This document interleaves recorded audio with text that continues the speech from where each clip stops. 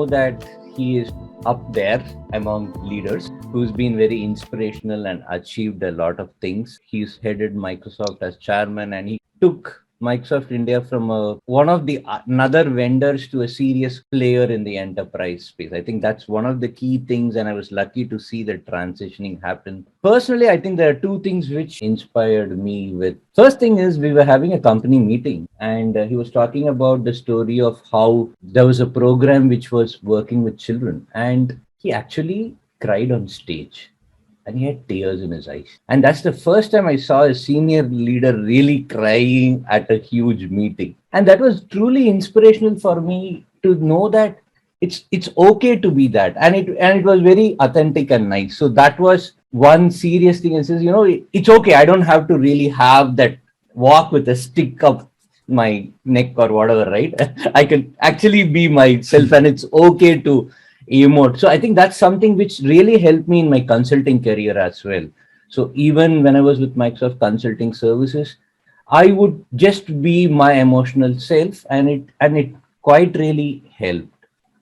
The second thing was about the people. Somebody asked him, "Are you still doing Vipassana?" He said, "Of course, I still do Vipassana." Then there was somebody else had told me it's a 2 week course that you have to do, take time off work. I said, you know what, I'm a too busy person, see, come on, I can't do that. I don't have time, I'm a very busy architect technology. Then I see this guy, chairman of Microsoft, and I say, I do that. Okay, if he is doing it, what excuse do I have? But to be honest, it took me another 8 years before I could actually execute it. Okay. But those were two different things, right? When you get priority, how you can get it. I think this was one very interesting thing, which many might not know about Ravi itself. And obviously that kind of shines through in the book.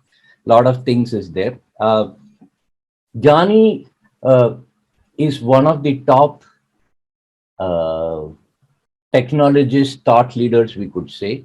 Lot of companies, when they decide whether I want to have a feature in my new product, there's a very good chance that Johnny would be a person suggesting to them which feature should go, which shouldn't go in most of the products, popular products that's getting released out there. And suddenly he'll say, what were you doing? Oh, I was busy. I was okay. Busy what? No, I just had to write one article for Forbes. I mean, like, for me, if I read 3 Forbes articles in 1 week, it is big deal. This guy will write 3 articles for Forbes in a week. And he gives a complex again, right? Like, he will do tutorials, he will discuss with the CTOs, he will make his own lab. What doesn't he do? I don't know. I have to figure that out. So it's good to have him to give that perspective to us.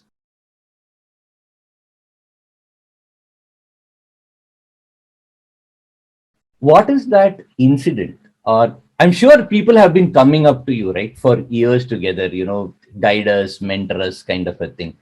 Precipitating moment, I said, enough of talking, I'm going to write. What was that? Was there an incident or something that you said, I'm going to put a pen down and pen down all these things? Anyway, Kumaran, thanks for that fun introduction. And it brought back lots of memories, all good memories. And I certainly think that Microsoft in India in those years was a very special place, because there were just so many wonderful, wonderful people who've gone on to do amazing things. And, I think Johnny is a good example of that. You're one example of that. But it was just a magical time. So thanks for inviting me onto your little show here. So look, this book, has its origins about 10 years ago. Actually, I write about it in the introduction. And I said, look, I used to do the annual company meeting, which you recollected. And people forgot all the other stuff I said, but they would remember these life perspectives for years later. And so I said, oh, okay, that's what they found valuable, not all the motivational talks about how to achieve more in the business. Fine. So I filed that away. Then in 2012 or 13, I forget, I wrote a series of about 5 articles in Economic Times. It was a series, and it was crossing the mid-career chasm was what the title was. It was, my attempt to reinvent myself, leave a good company, when I didn't have to, and start out the journey of being self-employed and as a social entrepreneur. I made myself fairly vulnerable. And so lots of people identified with that. More than 1 million people read it, according to ET. And so I said, wow, that, many people seem to have the same issues and the same challenges. And, it's just that I've given voice to them. Then LinkedIn became big, and I started posting these things on LinkedIn. And particularly, I wrote a warning article. I think it was 2017. It says, reinvent yourself or suffer, or something, saying, look, the IT party is over. Okay. And all of you, many of you are endangered species. And so you better wake up quickly, or it's going to not be so great. That one, I think, has close to 2.5 million views, and it's still going strong, like 5 years later. So that's when I began to think, okay, look, there's a lot of issues here. How do we pull it together in a single place? I was conscious that nobody is actually going to read the book. But the value in writing a book is that it helps you organize your own thoughts and think through deeply many of these questions. Because if you have to explain, then you have to be clear. So that's why I wrote the book. And it also then becomes an excuse to have conversations like this. The way most people are going to get the ideas and the concepts and think about these things is not by going out and ordering or buying a book. They're going to get it through conversations like this. And this wouldn't have happened if you hadn't seen the book and said, Ravi, I want to interview you, right? Yep. So it's working. Oh, yes, it's absolutely working. So I think one of the things which I was reading, right, is something which I've been struggling for so much of time, one as an individual, and key things which I learned in Microsoft, right? Till then I was with the services, and Kiran DB, you would know, right? I think he's a real mentor, right? He shifted my mindset. I was a technical guy, right? And I hated sales because in my mind, till I joined Microsoft India, salesmen are conmen. Okay, they are there to cheat and sell. Okay, so such a myopic view. I said sales job is a dirty job. That's what I was when I entered Microsoft India. And working there with leaders like Kiran kind of helped me switch that, selling technology or technology is not about technology itself, but it's genuinely solving customer problems. 17 years later, I still find a lot of people struggling with that same thing. In the sense that there are technical leaders, I'm talking about CTOs, I'm talking about VP engineering. They're still that, I have a new technology come, I have to deliver it. My customer asks for it, I have to get that done. They are finding it so difficult to get out of the technical thing, right? New technology. Now, interestingly, you were a hardcore technical guy in your first job, right? When the first job with mechanical that you started off with. Then you were able to switch from there to different roles, playing the business role, got a financial thinking. And then now your interesting thing that you're working with the mass employment, all these things have a different shift in thinking. Technically, you're an engineer by qualification and probably your first training. How that shift happens, and there are specific things you talk about in that book, right? I think that's something which people today are missing. How do Kumaran, they go about it? You very cleverly combined two questions in one. I heard two very different questions. The first one is, look, a lot of people, whether they're engineers or anything else, they tend to be very myopic in terms of looking at a task and then completing the task without really thinking about the full context and where does this task fit in. And I think that's an interesting question, but it's different from the one that you'll ask me. I'll come to that. And, some years ago, I saw an interview with that Satya Nadella was giving. And he said, look, the single most important quality today is empathy. Okay.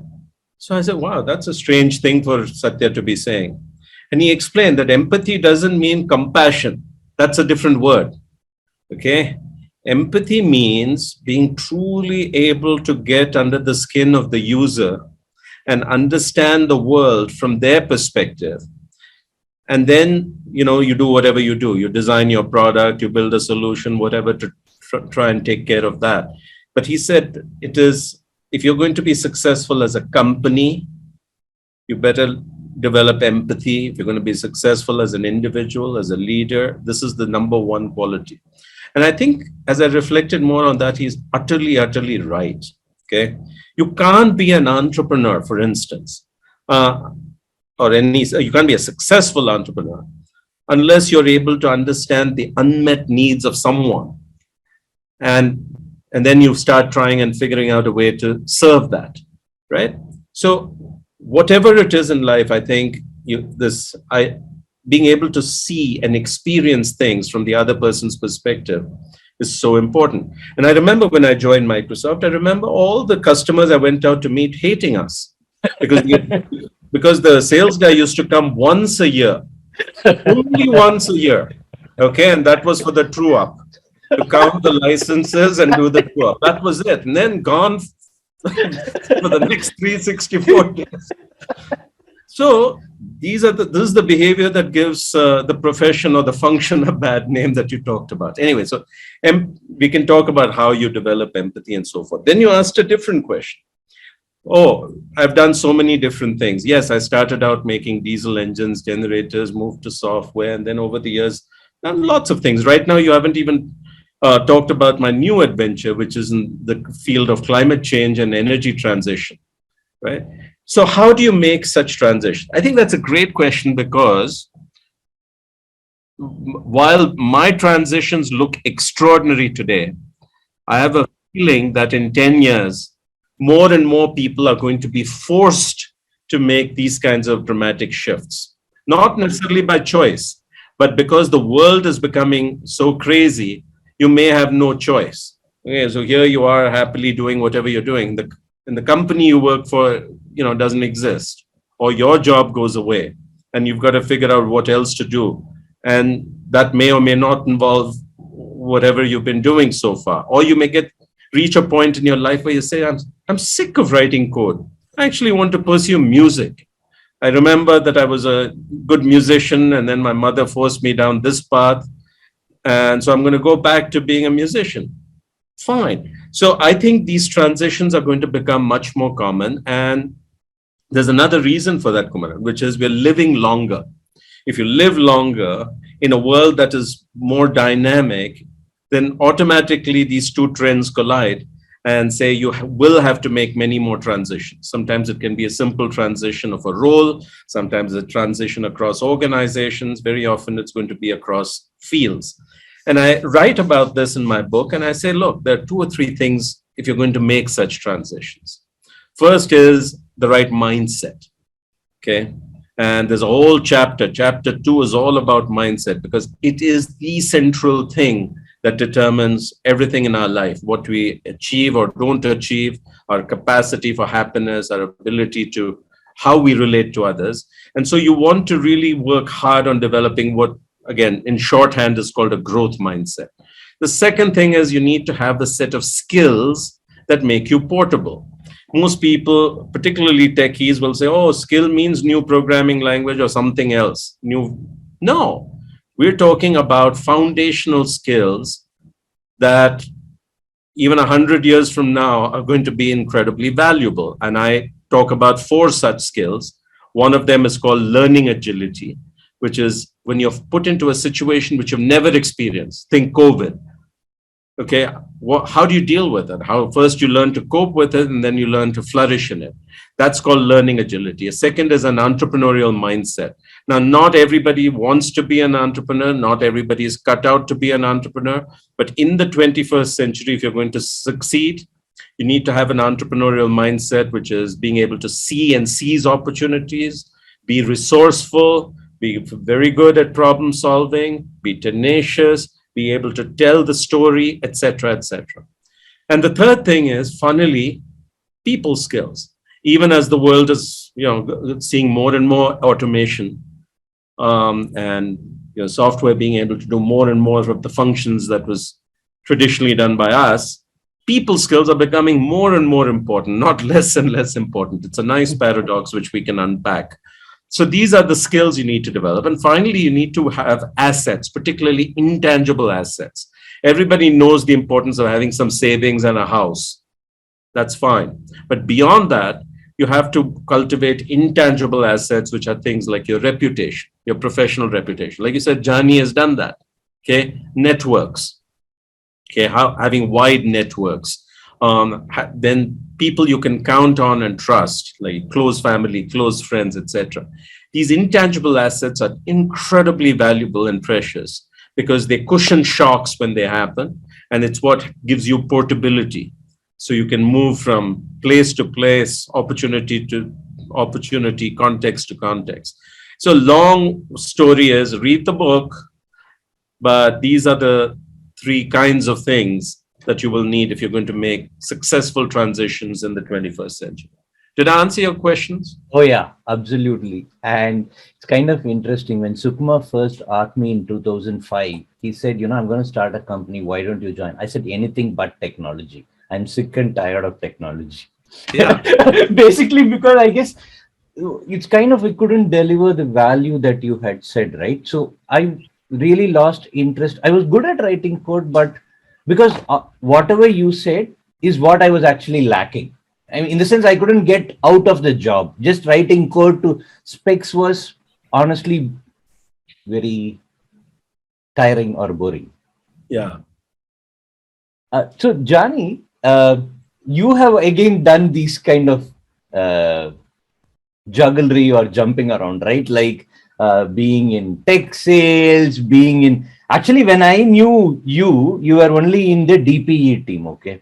And honestly, like okay, I don't know, Ravi, the things like DPE used to be called dance and entertainment team, right? That was during Tarun's time. That was a brief moment in time. So to me, like, okay, I mean, it's pretty silly now that you look at it. DPE teams were all cool guys, they could just have fun, do a demo and walk away, whereas MCA's guys were thrown under the bus, kind of a thing, right?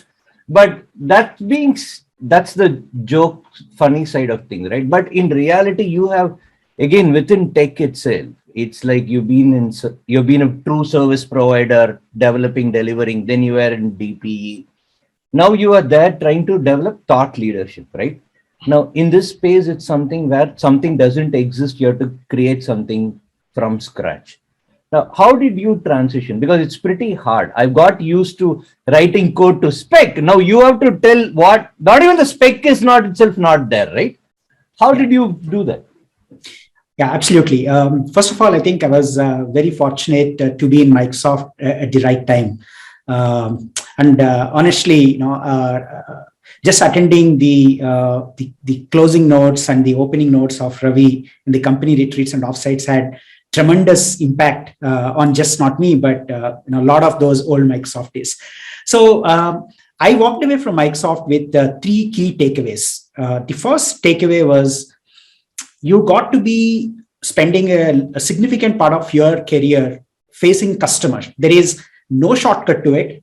There is absolutely nothing that you cannot, there is nothing that you can actually achieve without facing a customer. It is super critical because sitting in front of a CXO and listening to them and solving real world problems is the number one skill that no AI can ever replace. I think that's what empathy is all about. And again, in my early days at Microsoft, I had the fortune of meeting the IT manager at Premier Mills in Coimbatore, the Lungi company, as they call. And okay. I sold the first SharePoint server in India at Premier Mills in Coimbatore. And you can imagine how you project technology value to a textile company that cannot really put technology in its first priority. So selling technology to customers by articulating the value was the first takeaway. The second thing is I owe a lot to DPE because I kind of fine-tuned my presentation skills. I practiced, I failed, I have fallen, I have recovered. I went through a lot of cycles, just mastering the art of presentation and how to articulate, how to address developers. And you don't believe, when I started my career, I couldn't speak in English because I come from Telugu medium and I was shivering to stand in front of audiences. And when I left Microsoft, that was one of my core strengths. And again, I give it to DPE because it kind of forced me to learn that, and we have mastered that skill over a period of time. The third skill is all about connecting the dots between technology and what it can actually do, the business value. Because a lot of techies lose the sight of business value. Now they get so locked inside their own shell thinking, oh, this feature, this product, this technology, but they lose the sight of the actual value. They cannot step back a little, look at the big picture and quickly articulate what value this technology delivers. So today, every time I come across a new technology, I close my eyes and think of, for example, Premier Mills, right? If we have to take this technology to Salem Steel Board or BHEL in Ranipet, with whom I used to present and meet a lot, what does this technology mean to them, right? And just connecting the dots between emerging technologies and hardcore business value is the third skill that I have learned at Microsoft. And very interestingly, when I read Ravi's book, the first 3 chapters just reinforced my thought process and my learnings. It's exactly the same thing, right? The growth mindset and how you basically move in this volatile world, because technology is a constantly changing field. You cannot claim I was the first VB certified developer in India, but today who cares? And today I claim to be a Kubernetes architect. 10 years from now, who cares? So technologies come and go, but the most interesting thing is the business value. And I want to actually give you a small anecdote. My first call at Microsoft, the sales call, was at Indian Overseas Bank in Mount Road, Chennai. We went there. My account manager, I was a technology specialist, and we pitched Windows Server 2000 to solve problems like scalability, security, reliability, and availability. I made a presentation positioning these 4 traits of Windows Server. 22 years later, today, when I pick up a slide and present to a customer, what do we talk about? Scalability, reliability, availability, and security. Those pillars of technology don't change. We only create new solutions to problems that we foresee. So, those are my key takeaways. And Ravi, the book, it's almost like you have written it for me. When I read that book, I thought, oh, wow, this is exactly what I struggle with. And it looks like you're addressing me directly. It's like a first person comment or narration. And I'm sure most of the techies feel that, as if you're actually talking to them, because you address such issues that everyone currently is struggling with. Thank you. No, the older you grow, the more you realize there's nothing new in our journeys. Everything has happened before. Everything has been written about before, and we have more in common than we are different. So I'm not at all surprised that the ideas resonate. Yeah, but that's a beautiful set of examples you gave. You can always edit this out, Kumara. But talking about empathy and being able to see the bigger picture, when I was, in making diesel engines, I came back from the US to set up a factory making diesel engines in a joint venture with Tata Motors. And we had terrible problems with the first generation. So normally in cars or trucks or whatever, you measured defects per 100 vehicles. That's your quality metric. We had hundreds of defects per vehicle. Okay. And vehicles were breaking down in the middle of nowhere.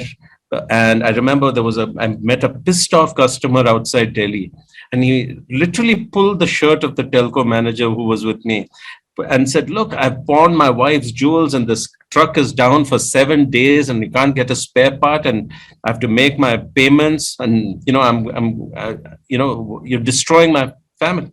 And you know what he said? He said, "Saab fax bhej diya." That means I have sent the fax to Jamshedpur for that your vehicle is down. That's it. Now I've done my job. That's when I realized that this idea of taking end-to-end ownership, the centrality of empathy. It's not about technology; it's about what you do with it, etc. It was just the most profound experience. You see a grown man crying because all his wife's jewels have been pawned, and you're letting him down. So anyway, I think that's a great point about how we miss the big picture, right? And I think in a way, technology folks, right, we are kind of cursed or underprivileged, I would say, because in most of the services company, right, we are some 6 degrees separated. There is an onshore customer, then there is the parent company, then there is an IT, then there is the account manager, project manager, on-site coordinator. By the time I as a developer come, I'm 6 degrees disconnected from the customer. And I think Microsoft kind of India stint really helped. It kind of put me very close to the customer. And but really, 30 some years ago, when I had my first job, I was a manufacturing engineer in a factory in the US Midwest. Okay. And it's like sort of first weeks of the job. And the old plant manager comes around and he sees me sitting at the desk and he starts shouting. Those days it was all fine to shout and insult and all. And he says, I don't want to see you behind a desk. I need to see you on the floor. Because he said, what you think is going on ain't going on, and what you think ain't going on is going on. So there's no way you're going to find out sitting up. So this is the real truism for developers and architects, etc., which is to go wallow in the customer's shoes. Okay. And really, you can't write a good application. You may write beautiful code, but you can't write a good application unless you're truly wallowed in the user's shoes. So get out there and stop hiding behind these 6 layers you talk about. Yeah, I think that's that empathy along with identifying what are those portable things, right? That how do you, two questions, let me summarize, right? How do you get intentional about the job that you are doing? And it's not easy living that intention. The world will always say, forget the intention, give me the numbers. So how do you live this confusion? It's a really excellent question. I think we start out as children intensely curious about everything. You watch a child, there is nothing that isn't extremely interesting. And you have this boundless curiosity. Okay. And then by the time you become an adult, you've been conditioned into just doing what others tell you, what your parents tell you, teachers tell you, you do. And, so you start obeying, following rules, you lose sight of your own curiosity, desires, etc. And gradually, as you project forward, more and more of us end up basically sleepwalking through life. Okay. And so it's not just a job, Kumar. I think the bigger risk is that we've got these blinkers on and we're just walking through life. And there's all this stuff unfolding around us. And I write in this book, why is this important to be intentional? What is the risk of sleepwalking? And the biggest difference is, if you looked at the last, 20, 30, 40 years, life was good.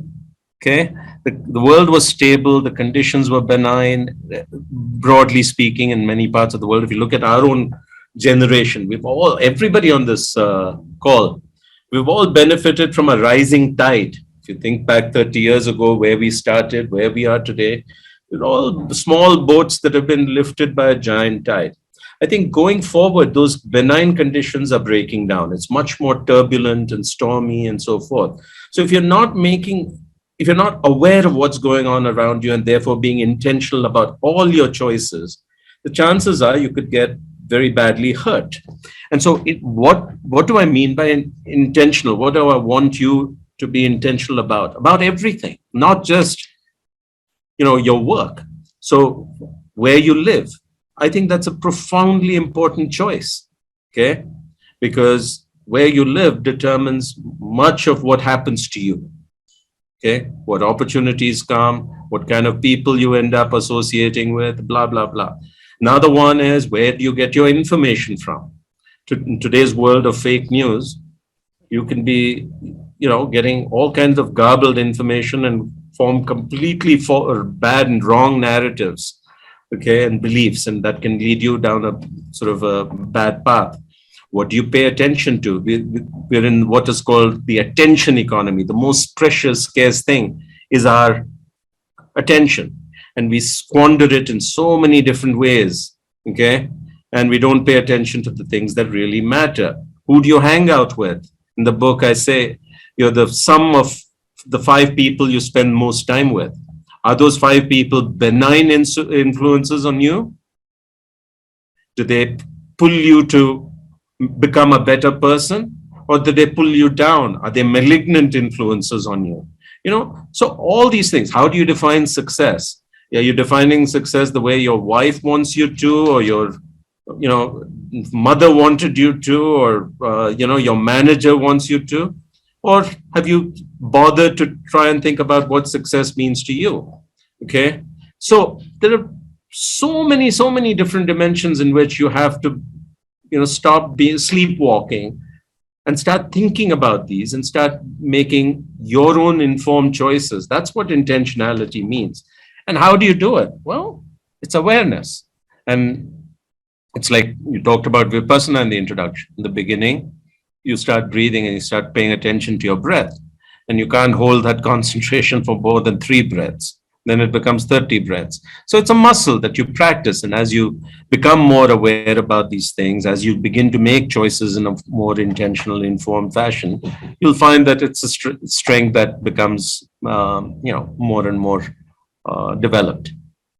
Did that make any sense I have no idea whether I'm talking sense. Jani, you want to add? No, absolutely, Ravi. It makes a lot of sense. I can completely relate to it.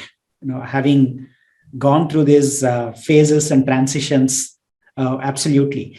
And I'm particularly more, I think, connected to the statement of you're the sum total of 5 people that you spend the most time with. And having spent a significant part of my life at Microsoft, I think I owe a lot to my managers. The first manager in your professional career will have a profound impact on your rest of your professional life. And I think when I look back, I basically inherited, assumed, and learned certain traits of 5 of my best managers. And today, every time I'm thrown in a difficult situation, I ask myself, how would one of my managers would react to the situation? And I try to emulate them. Yeah. But Jani, I want to go back to a conversation we had some months ago. I don't know if you feel comfortable. But you were on this treadmill of producing output. Okay. And we had this conversation and we talked a lot about what is the role of money. And you decided as a result to make a very intentional choice for some time of producing less and investing in yourself more so that eventually you can produce more. To me, that's an example of being intentional as opposed to locked into that mode until you hit a wall. Exactly. Okay. Just to add context to what you said, Ravi. So last year, during the peak of COVID, I was suffering from this fatigue of choosing between my revenue priority versus what I love to do. And this is a dilemma that every entrepreneur goes through. But as a solopreneur, it's more difficult for me because I have to make a trade-off between what I love to do and what gets me money. And every professional goes through it because just like diet, the most tastier thing is not the most healthier option. The most healthier option is never tasty. And you have to strike a balance. So even in business, there are certain deals that get you more satisfaction, there are deals that get you more money. And I was struggling to make that right balance. And Ravi gave me a fantastic example of how German car companies take a break. They literally shut down their manufacturing unit just to increase their overall efficiency. And that PPC, Ravi, how do you elaborate PPC? The production. PPC. Yeah. Yeah. P is production and PC is production capability. And if you don't take time out from production to improve production capability, eventually production declines. Oh, exactly. Okay. Okay. Exactly. And I wanted Ravi to put that in the most easier and the most articulated form. So that PPC definition struck a chord with me. I went back, I read more about it. And that week, I wrote a polite mail to 3 of my existing clients saying I'm going on a sabbatical. Wow. And I said, I'm taking a break. You don't need to pay me. And I hope you can pause the contract and resume when I'm back. And that deliberate break and disconnecting helped me introspect, figure out a lot of things in my life. And now I'm actually going back with more energy and more excitement and interest. And this is exactly how the manufacturing plants function. And technically, we are not very different. We need to make and break. We need to take pauses, then reassemble, and then go back. And that's been a very, very valuable advice, Ravi. Thank you so much for that. Welcome. But that's an example of intentionality. By the way, in one of the chapters at the end, I have a list of all the ideas like this, like taking a sabbatical, going and volunteering, or go live in a different place for some time. A whole nice list of ideas on how you can refresh and reinvent yourself.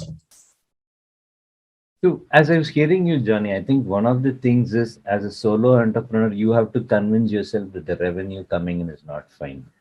But Ravi, you would have faced situations, right, where you have the finance guys or the board of directors or the shareholders telling, you got to go, no time to rest, kind of a thing. How do you deal with that? I think a lot of senior leaders, right, kind of, they find it hard to say, I'm going to pause to sharpen my axe. They say, no, we don't have time. We got to keep moving fast. Yeah. How would you advise them to deal with that thing? As fast as possible, become your own boss. That truly is it.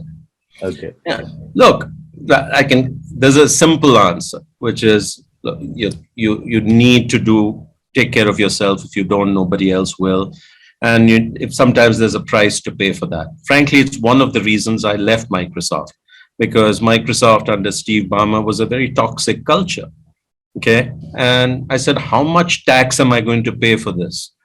And at some point, I tried to change as much as was possible, but it wasn't good enough. And I decided, life's too short now. I left. But it has taught me the most valuable lesson, which is sooner or later, you're going to have to learn to support yourself, i.e., be self-employed, be a freelancer, etc. Or some of us will become actual entrepreneurs, but many more of us will find ourselves self-employed. The faster you can get to that position, the better off you are.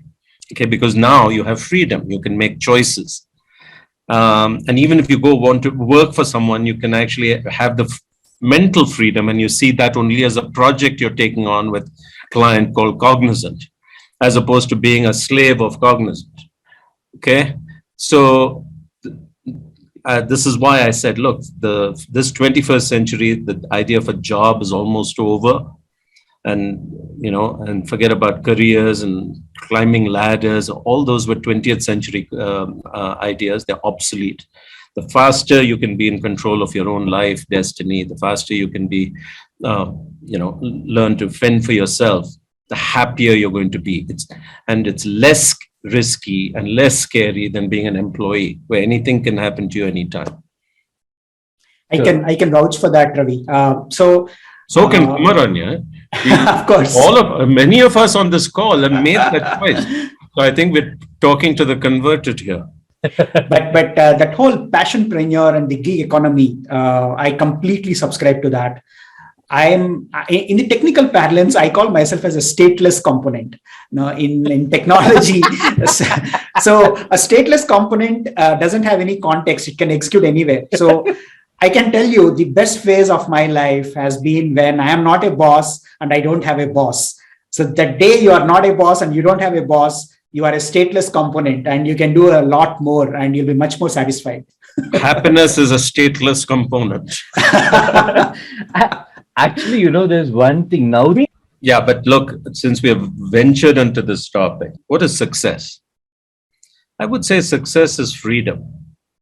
The freedom to be able to do what you want, when you want, with whom you want, be able to make these choices is, the ultimate success. And that is very hard to achieve when you are a cog in a big machine called an organization. Then you become an instrument to that, serving that machine.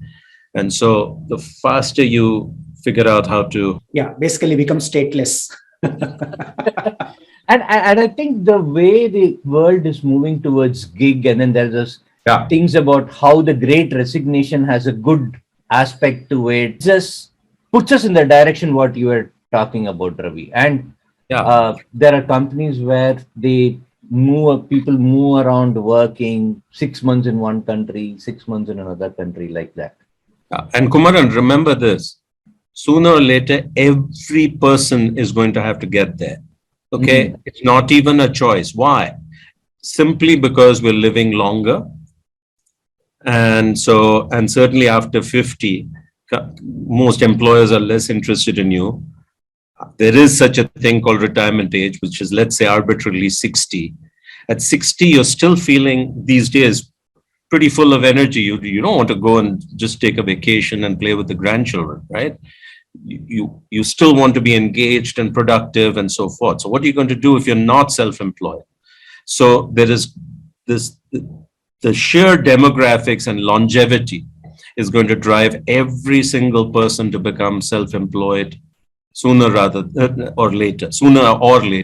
And therefore I say sooner rather than later. So it's better that you take this, take your destiny into your own hands. On that thing about taking destiny into own hands, right? I think this is both good and bad. In a way, is that the jobs which exist today, like let's say as a head of VP or a head of sales, right? They're typically tracking numbers. You have a KPI, did you meet it or not? Call a meeting, hey, you haven't meet. And Ravi, you would have seen those scorecards, right? Oh, this is green, make that yellow. Okay. If not, beat that guy who was owning that number till it becomes green. Okay. And there was this joke that today AML algorithms are going to do that. What happens to the managers after that, right? When AML really takes off and these regular things are done. Now, in that kind of a scenario, right? As a leader, as a head, where your primary job today was beating people to meet the number, right? Push them. AML is going to do that job. Okay. As a leader now, what are you going to do? And Johnny, you can actually say, if AML is going to evolve so much, right? Who is going to do that part of designing a solution like that? Because they have to understand what a manager really needs to know. So it's a catch-up game, right? The human system or the human components have to be really advanced to take care of doing something beyond just this, let's call it track, trace, and beat up or deliver, right? That can be done by an AI system. But what does the leaders have to do, Ravi? The engineering heads, right? The VP, the CTOs. Well, it's a great question because you've played right into my trap. Okay. And the trap is the word leader. Okay. Again, there's a whole chapter devoted to this in my book. I think people have a very wrong impression of what is a leader, who is a leader. And we tend to mostly confuse that with title. and position. So somebody is a vice president, she's a leader. Okay, so somebody is this general manager, is a leader. Now, the person could have reached that position by not leading, refusing to take any decision, being a bureaucrat, just playing politics, and they could have risen over time to that. So they could be the antithesis of a leader, and still we are calling them leader because of position. And so what I point out is, if we are going to create functioning societies and organizations in this 21st century, we have to recognize leadership is a verb, not a noun.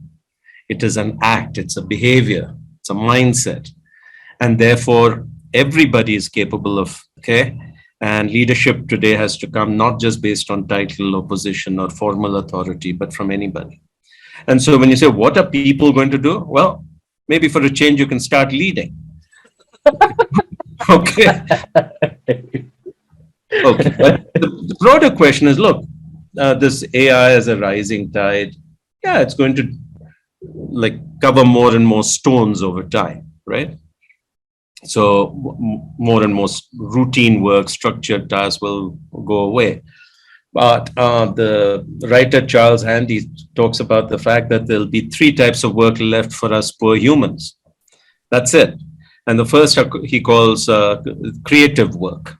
And the creative work can be anything, right? It can be performing arts, can be, building an enterprise, inventing something new. It's all creative. And there's tons of things to be created yet. I'll come back to that. The second task for humans is what machines will be incapable of doing, which is caregiving. It's that last mile human interface where there's a lot of uncertainty, and therefore you need the human capability in order to deal with all that uncertainty, and also the human touch. So there are many, many, many jobs which will not be automated for the foreseeable future. Like a nurse, would you want to be tended to by a robot? Probably not. Okay, there's something about empathy and compassion, all those other things. So caregivers he talks about as the second category, which is a large one. And then he said there'll be a few custodians. Okay, and the custodians manage infrastructure. Like, even in a hybrid world, there will be some office space with infrastructure to be managed. There will still be some technology infrastructure that has to be managed, even though a lot of it will be done by software, whatever. So the nature of our work will change, but there'll be no shortage of opportunities. Now, the thing to remember is every problem, every challenge is also an opportunity for someone, right? So if you think about climate change, it's a $50 trillion economy that is waiting to be built and created. How many new businesses in waste management, recycling, and coming up with green steel and green everything? So lots and lots of opportunities in every single problem. And so we need people to start inventing the future and building the enterprises of the future and so on and so forth. So, but it takes a different mindset and skill set, which is why so many people are afraid. Oh my God, if my work gets automated, what will I do? There's plenty to be done if you can apply your mind to it. But anyway, Jani, what do you think? Absolutely. I completely agree with your perspective, Ravi. Particularly, I think coding is going to be a commodity. Coding is no more a niche that someone claim to be their specialty. If there is one thing that it's a wake-up call, is programmers are going to be a commodity and systems will do a better job than any programmer. So that is gone. So what are the 2 things that I see which are very unique and which are still very valuable? I think creativity, there is no doubt about it. For example, in user experience, when you decide which color the pop-up should be, no AI can ever recommend that. It can never come close, because a user experience engineer or someone who understands the user psychology, that speciality is very unique to humans. That is what is creativity.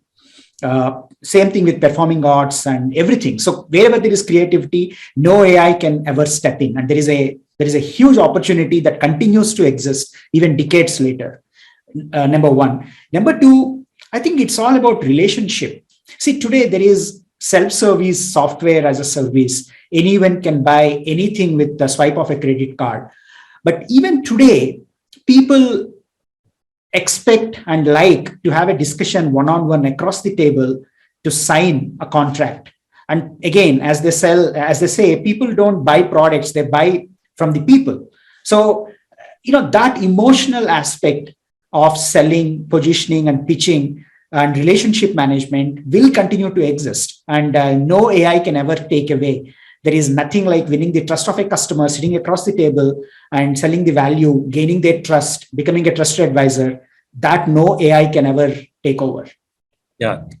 So, Johnny, one of the most fascinating things I read in recent times was this project Oxygen at Google.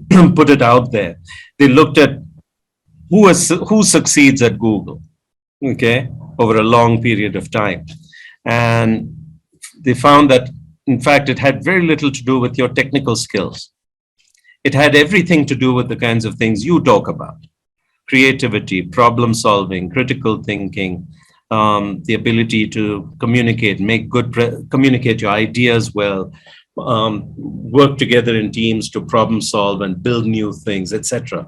All the things that make you human. So the point here is, as the world embraces technology more and more, our best path to success lies in being more and more human, not trying to outrun the machines.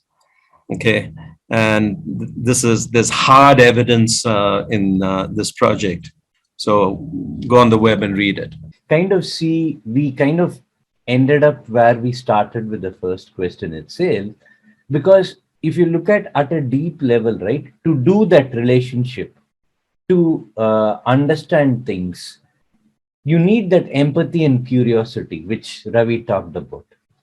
Essentially, it leads back to that. I think empathy and curiosity is going to be quite some time before a ALML algorithm can exhibit it. Anybody who wants to, okay, I'm not going to tell a leader, anybody who wants to demonstrate leadership should be developing that skill more and more. Now, here's the crucial last question. None of this is taught in schools and colleges. It can't be learned in the classroom. It can't be learned online. So how am I supposed to go develop this?